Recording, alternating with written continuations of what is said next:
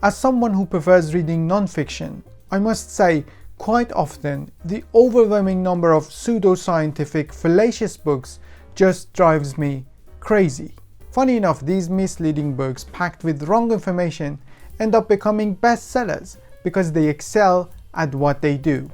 You know, those flashy, eye-catching covers with intriguing titles, the ones that promise insights you can't resist diving into.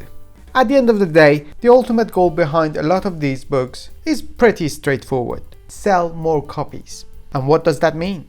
More money, more fame.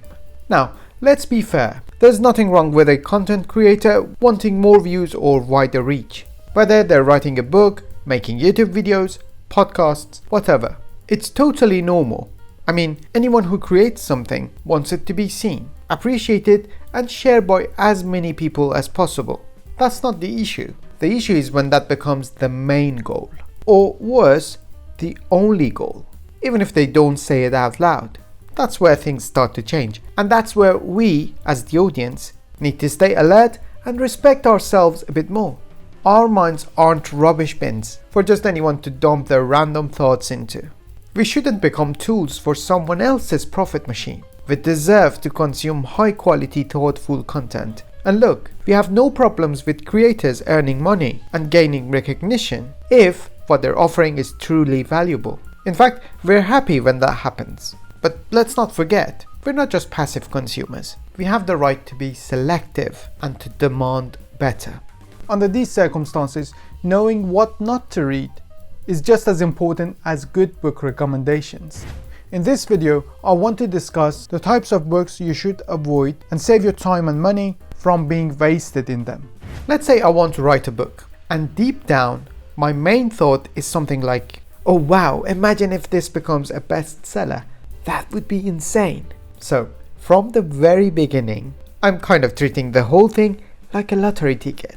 Like, if I get lucky, this could change my life. But let's be honest, it's not that simple. Hundreds, even thousands of books get published every single year. If mine doesn't stand out or sparkle in some way, it'll just get lost in the crowd. So what do? Well, I go looking for a simple, almost magical formula that could boost my chances of winning this so-called lottery. Here's how the formula usually works. Step 1. Pick a problem that loads of people are struggling with in their everyday lives. Something messy, confusing, something that makes people feel stuck. The bigger the problem and the more people it affects, the better.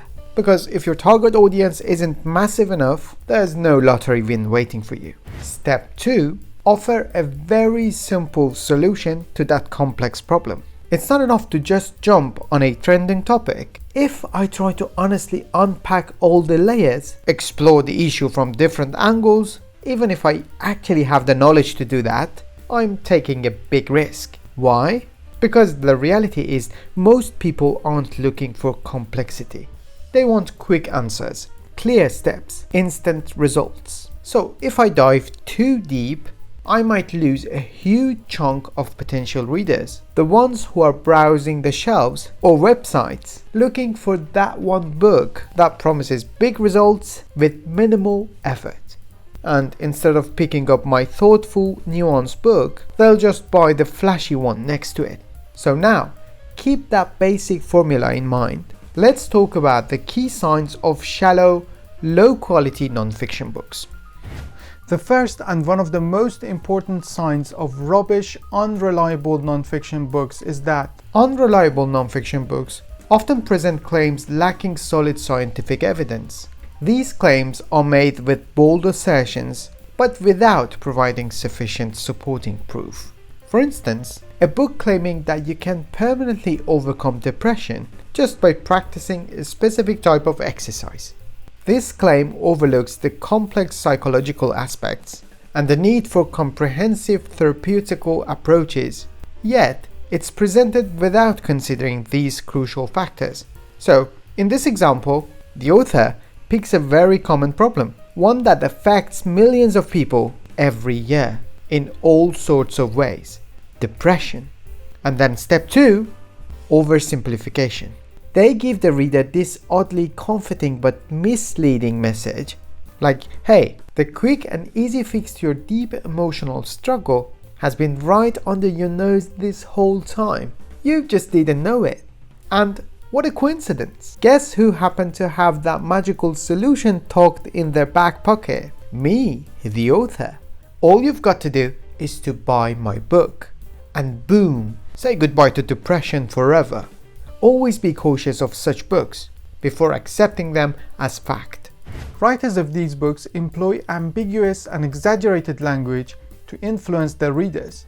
They misuse scientific terms to give their claims a false sense of credibility. For example, a book claiming that a particular method can solve all your financial problems might use complex economic jargon inappropriately, just to make its claims sound more believable.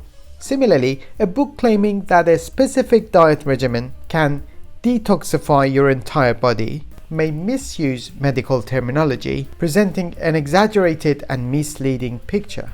Be wary of such language manipulation, and always seek out reliable sources to cross-check the claims made in these books. Rubbish non-fiction books often resort to logical fallacies and faulty reasoning to support their claim. Instead of presenting sound and credible evidence, they attempt to persuade readers through emotional manipulation. For instance, a book might use stories and myths to prove a scientific theory, aiming to convince reader through fear or false hope, rather than relying on scientific research. Similarly, a book promoting a particular therapeutic method might focus on a few individuals' experiences instead of providing substantial evidence, trying to convince readers based on personal emotions and anecdotes. Be watchful of such logical flaws and always seek out books that provide solid evidence and well-reasoned arguments to support their claims. Another characteristic of these books is their presentation of quick and simple solutions for complex problems. They often try to attract readers with promises of effortless and speedy results. For example, a book claiming that reading a single inspirational quote each day can help achieve all of life's goals without emphasizing the importance of consistent planning, or a book asserting that consuming a specific dietary supplement can completely prevent aging without considering genetic factors and lifestyle choices. These books are usually more focused on making attractive promises rather than providing practical and comprehensive strategies to tackle the complexities of life. So be cautious when choosing books that make bold claims, and always look for more reliable and research-based solutions. These books sometimes resort to promoting outlandish theories and bizarre claims without substantial evidence. These claims are often presented without sufficient or logical proof, aiming only to attract readers and boost sales. Therefore, to avoid falling for unreliable non-fiction books, we need to approach them with a critical and logical mindset. Always seek credible scientific evidence and trustworthy sources, and steer clear of books that rely on ambiguous language, logical fallacies, and unsupported claims. Cultivating critical thinking and increasing scientific literacy can help us sift through misinformation, gain a better understanding of our complex world, and make more informed decisions. By being vigilant and aware, we can avoid being misled and instead enrich our knowledge with trustworthy and valuable information. And this is where the skill of reading critically becomes more important than ever. It's a skill that's absolutely essential for anyone who's genuinely interested in reading and learning. I've covered techniques for critically reading books in another video here, which I recommend watching as your next video. See you there.